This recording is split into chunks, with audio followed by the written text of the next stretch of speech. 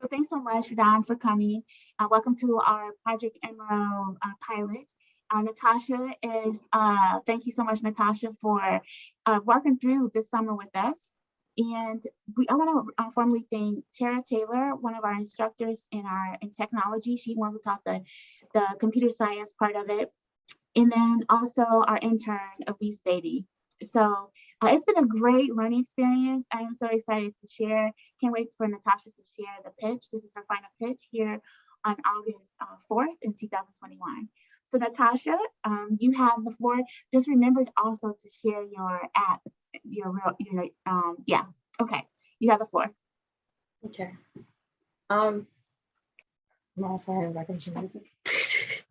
Hi, my name is Natasha Gerardo. This is my business model. I go to Southeast Polk High School. The problem that I'm trying to solve is that jewelry is too bulky. It doesn't match different outfits. It's sometimes too uncomfortable for people and it isn't the right size for them.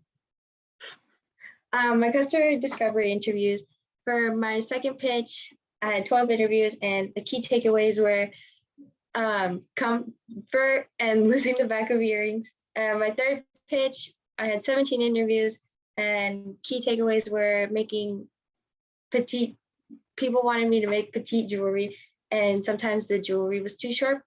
And then for my final pitch, I had 23 interviews and key takeaways were using the erasers as the back of earrings and losing jewelry. And in total, I had 52 interviews.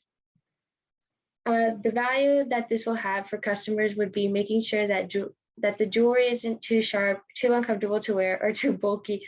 Also being able to help match with different jewelry, with different outfits, and being able to find the right size for them and making petite jewelry for people.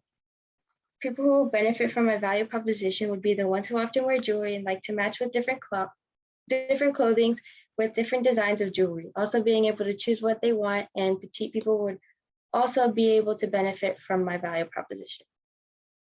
Some feedback that I got is to provide jewelry that will be uncomfortable, wear it with anything, customization options, and being able to make jewelry the right size for people or making sure it fits the way they want it to.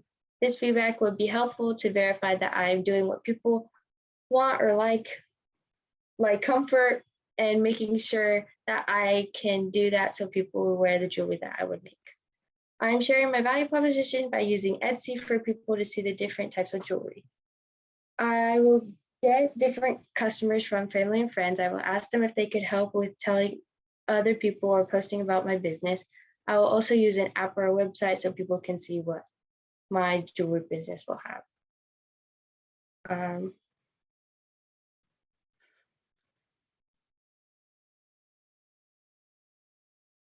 This is what my app would look like. This is like the welcoming page, and then it would be like username or email you would type here, and then the password. And then once you click submit, you would go to choices, which you would have bracelets, rings, necklaces, and anklets, and each one of them would have a separate page for the different types of jewelry.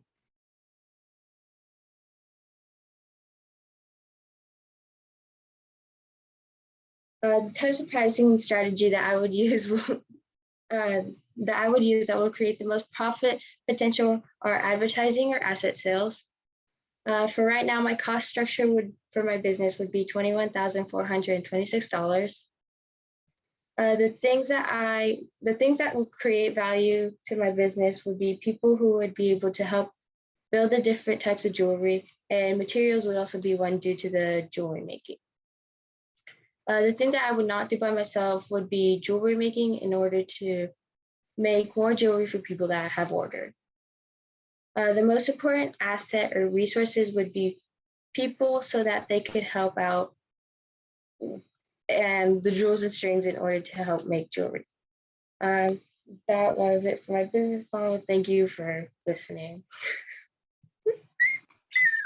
Good job. Nice job, Natasha.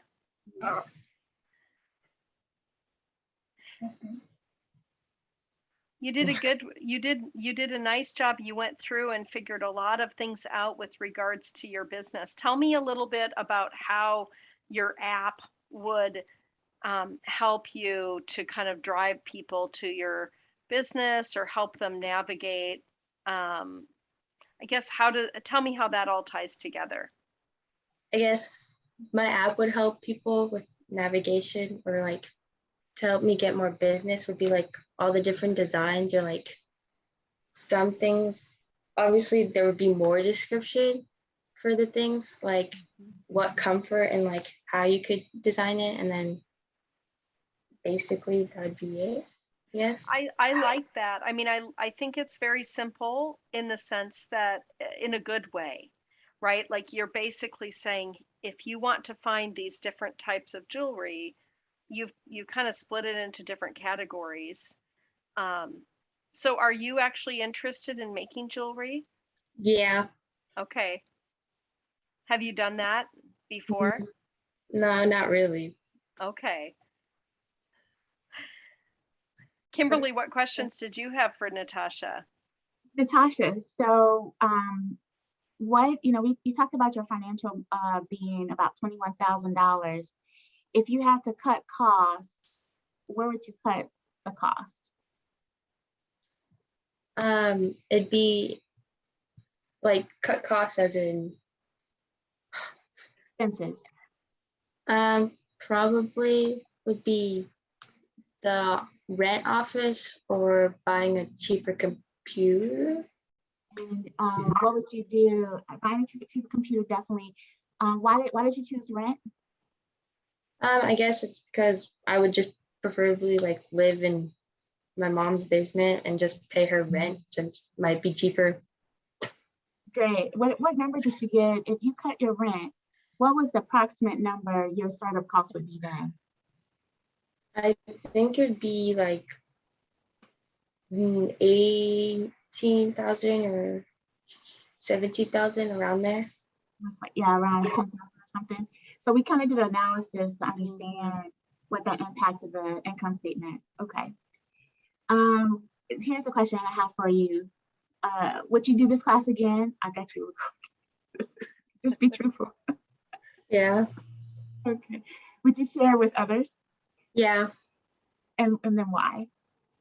I'd probably do it because other people can learn from it, and then it'd be, if it marks their like makes them interested in it, and then they could build a business from this class and say I started a business by jewels.